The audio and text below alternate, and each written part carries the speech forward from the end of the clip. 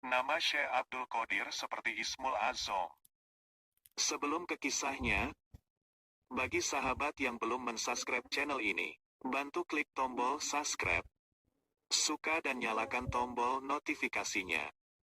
Sebagai dukungan sahabat terhadap channel ini untuk penyemangat kami dalam membuat konten-konten yang dikemas dalam bentuk video.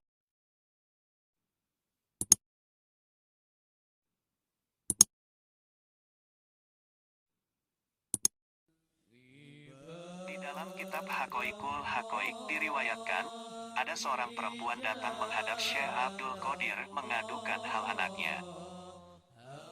Saya hanya mempunyai seorang anak.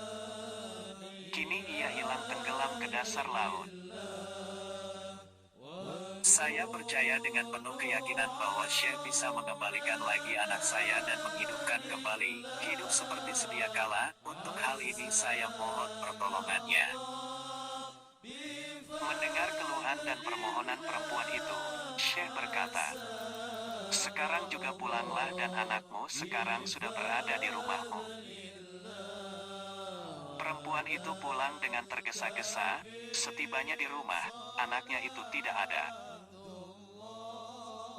Sementara itu segera ia menghadap lagi kepada Syekh sambil menangis melapor bahwa anaknya itu tidak ada di rumahnya.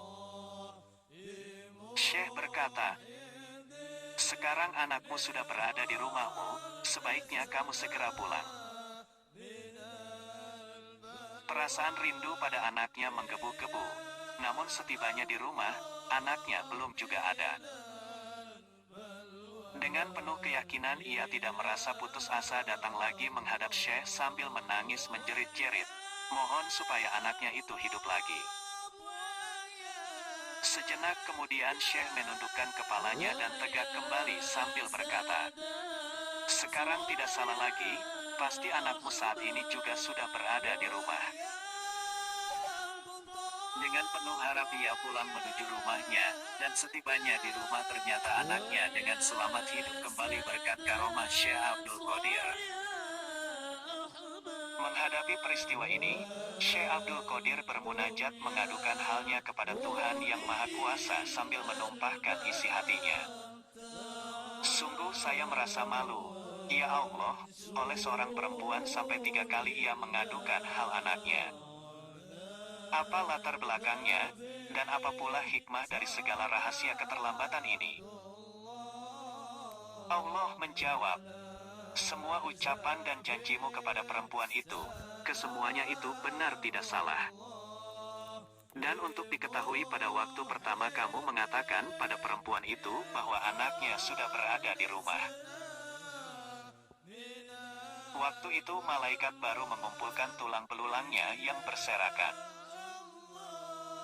Dan untuk perkataan dan janjimu yang kedua kalinya juga tidak salah. Karena waktu itu seluruh anggota tubuhnya baru utuh kembali dan dihidupkan. Dan ketiga kalinya pada waktu perempuan itu tiba di rumahnya, si anak itu baru diangkat dari dasar laut dan dikembalikan ke rumahnya."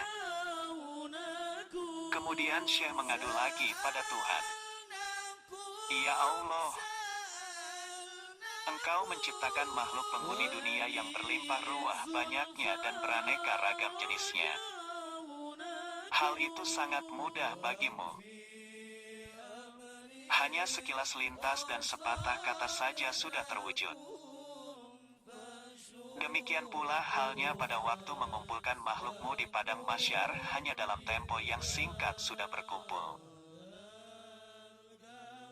Dibandingkan dengan hanya seorang anak yang saya mohonkan sampai ia terlambat dan cukup makan waktu yang lama, apa pula hikmahnya ya Allah?" Ketika itu Allah bersabda, "Wahai Abdul Qadir, kamu jangan merasa sakit hati, sekarang kamu silakan minta pasti kuberi." Dengan spontan Syekh merebahkan kepalanya bersujud syukur sambil berkata, "Engkau Holik pencipta semua makhluk, dan saya makhluk yang diciptakan olehmu, semuanya juga pemberianmu. Rasa syukur yang tiada terhingga saya ucapkan atas segala anugerahmu yang kuterima. Lalu Allah memberi hadiah kehormatan kepada Syekh dan bersabda, barang siapa melihatmu pada hari Jumat, ia akan kujadikan wali, dan kalau kamu melihat ke tanah tentu akan jadi emas. Syekh berkata lagi, ya Allah, semua anugerah pemberianmu itu rasanya kurang bermanfaat bagiku. Saya mohon karuniamu yang lebih bermanfaat dan lebih mulia setelah saya meninggal dunia. Allah bersabda, namamu dibuat seperti namaku pada imbalan pahalanya. Barang siapa yang menyebut namamu, pahalanya sama dengan orang yang menyebut namaku.